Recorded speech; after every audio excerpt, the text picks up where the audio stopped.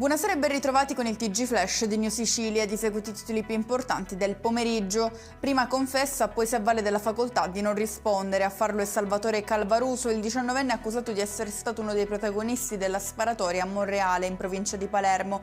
Dato il suo silenzio davanti al PM, le dichiarazioni del giovane non saranno utilizzabili. Intanto prosegue tra i quartieri del capoluogo la caccia ai complici e alle armi utilizzate. E restiamo ancora sul triplice omicidio di Monreale con le dichiarazioni del padre di Andrea Miceli, una delle 3 vittime. Se non verrà fatta giustizia me la farò io da solo, ha dichiarato. Il genitore si è poi rivolto alle famiglie dei killer chiedendo di esortare i figli a costituirsi. La politica, si è concluso lo spoglio elettorale per le elezioni provinciali del secondo livello. A Catania è Fratelli d'Italia il partito più votato con ben 5 seggi, seguono Forza Italia con 4, Grande Sicilia con 3, il Partito Democratico con 2 e infine la Democrazia Cristiana con un seggio.